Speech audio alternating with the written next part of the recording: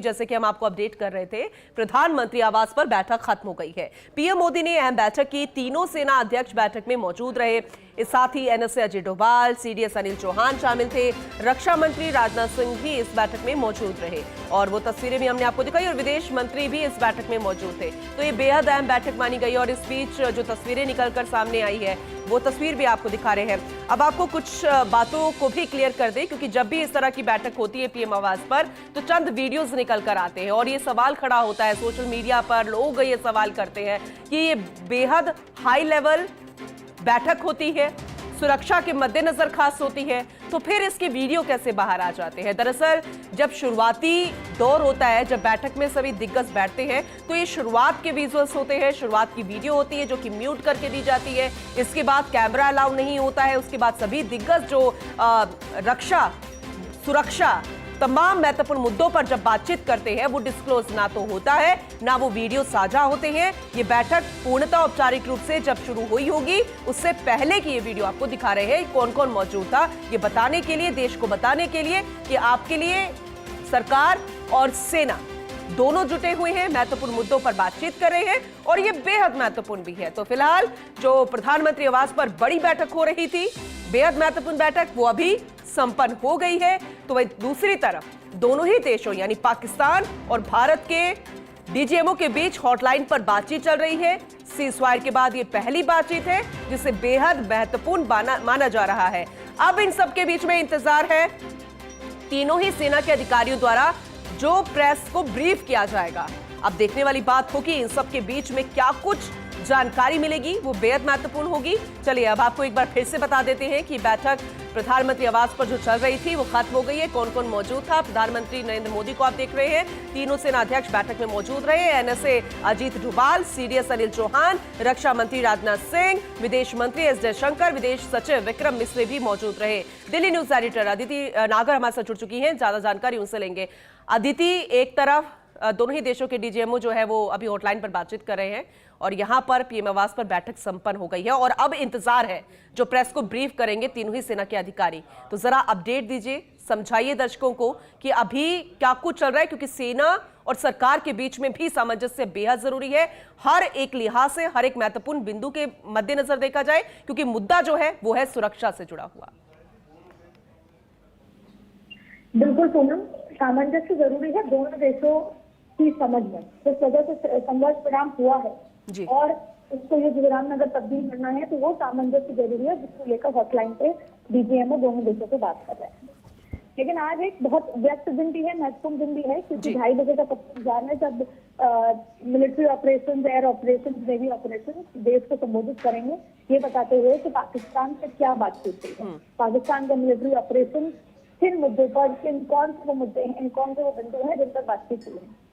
लेकिन 2 दिन पहले लगभग कहें तो उसको सीज़फायर से बात हो गई थी और जिस तरह से ऑपरेशन सिंदूर को एक बार होल्ड किया गया था। ऐसी स्थिति में अब आगे क्या बातचीत होती है? देखिए, आज सुबह से जो महत्वपूर्ण दिन रहा है, पहला प्रधानमंत्री के आवास पर जयशंकर मौजूद रहे, रक्षा मंत्री मौजूद रहे, सीडीएस मौजूद रहे, एनएसए अजीत डोभाल मौजूद रहे और 12 बजे की जो हॉटलाइन पर बातचीत करती है उससे पहले सबने एक दूसरे को ब्रीफ करा, बातचीत करी और किस दिशा में बातचीत को आगे बढ़ाना है वो की गई है। इस पूरे मसले में अमेरिका को भी साथ रखा गया है। जाहिर तौर पे जिस तरीके से सीज़फायर वायलेशन हुआ और अमेरिका ने ट्वीट करके बताया था, उसके बाद उसको भी लगातार हर चीज को ब्रीफ किया जा रहा है। और अब इस समय डीजीएमओ दोनों देशों के मिलिट्री ऑपरेशन हेड की बातचीत चल रही है।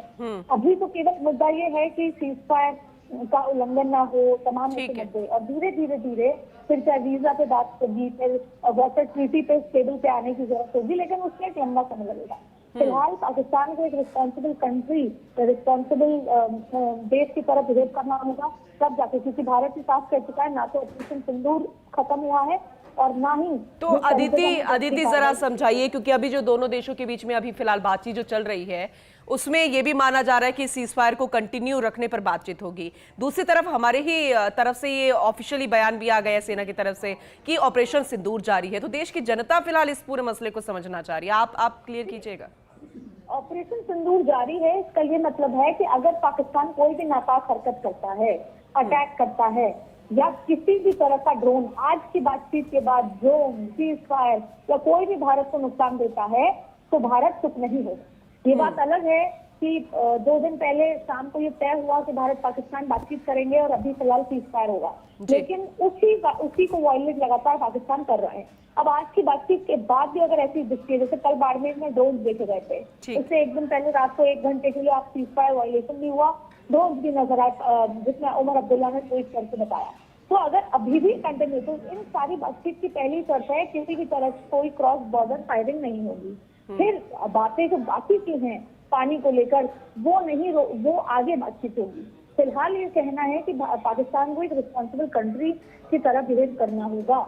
और ऑपरेशन सिंदूर, देखिए अभी संघर्ष विराम हुआ है, युद्ध विराम नहीं हुआ है। संघर्ष विराम मतलब है कि हम बातचीत जारी रखेंगे और अभी सब कुछ होल्ड पे रखेंगे, लेकिन अगर पाकिस्तान बाज नहीं आएगा तो ऑपरेशन सिंदूर जारी है। जिस तरीके से हमने पाकिस्तान को तबाह किया है, चाहे एयर बेसेस हो, चाहे आतंकवादी ठिकाने हों, अभी भी भारत की जवाबी कार्रवाई होगी। कल आपने सेना की प्रेस कॉन्फ्रेंस देखी, उसमें किस तरीके से शिव तांडव के साथ सारा जो भी अटैक हुए 2001 से लेकर उसके बाद जब मुंबई ब्लास्ट और 2025 पहलगाम, किस तरीके से शिव तांडव के साथ प्रेस कॉन्फ्रेंस शुरू होती है, वो अपने आप में दर्शाता है कि फिलहाल क्या मानसिक स्थिति है तीनों सेनाओं के प्रमुख की और पूरी सेना की, भारत की। तो ऐसी स्थिति में ये बताया गया कि हमने मुंबई अटैक का भी बदला लिया, तो हमने पहलगाम अटैक का भी बदला लिया, लेकिन हम अभी इसको एक्ट ऑफ वॉर माने। भी हमला होता है, चाहे फिर पाकिस्तान की तरफ से किसी भी तरह का नापाक हरकत होती है। तो ऐसी स्थिति में भारत देश को समझने की जरूरत है कि भारत फिलहाल केवल बातचीत के रास्ते किधर पहुंचा रहा है, डिप्लोमेसी कहते हैं उसे। लेकिन अगर डिप्लोमेसी फेल होती है तो युद्ध आता है और भारत इसके लिए पूरी तरीके से तैयार है। लेकिन सबसे ज्यादा महत्वपूर्ण 2:30 बजे की प्रेस कॉन्फ्रेंस होगी, जब ये बताया जाएगा कि दोनों देशों के बीच में क्या बातचीत होगी, लगातार ये बताइए कि हमने पाकिस्तान को कितना डैमेज दे दिया है। एयर बेसेस को उड़ाना, वहाँ की जो तस्वीरें, सैटेलाइट इमेजेस, पाकिस्तान में एक भी सैटेलाइट इमेज नहीं दिखाई, लेकिन भारत ने सारी सैटेलाइट इमेजेस, तस्वीरें कि भारत से कितना बड़ा नुकसान पाकिस्तान को कर दिया। ठीक है अदिति, आपसे हम अपडेट लेते रहेंगे। बहुत शुक्रिया विस्तार से इसे समझाने के लिए, क्योंकि जरूरी था ये क्लियर करना, जनता को बताना कि फिलहाल अभी हमारी सेना क्या कर रही है। हालांकि वो प्रेस के सामने आएगी, सब कुछ ब्रीफ करेगी, ये बेहद महत्वपूर्ण रहेगा, लेकिन प्रधानमंत्री नरेंद्र मोदी किस तरह से बैक टू बैक मीटिंग करके अपडेट ले रहे हैं वो भी बताना जरूरी। दोनों देशों के बीच में सीज फायर की बात, अभी जो फोन पर बात चल रही है, वो जब संपन्न होगी तो उसके बाद क्या कुछ डिस्क्लोज किया जाएगा ऑफिशियली, उस पर भी हर किसी की नजर पड़ी हुई है। फिलहाल प्रधानमंत्री आवास पर जो बड़ी बैठक थी वो संपन्न हो गई है। इस वक्त की बड़ी खबर, अहम जानकारी आप तक पहुंचा रहे हैं।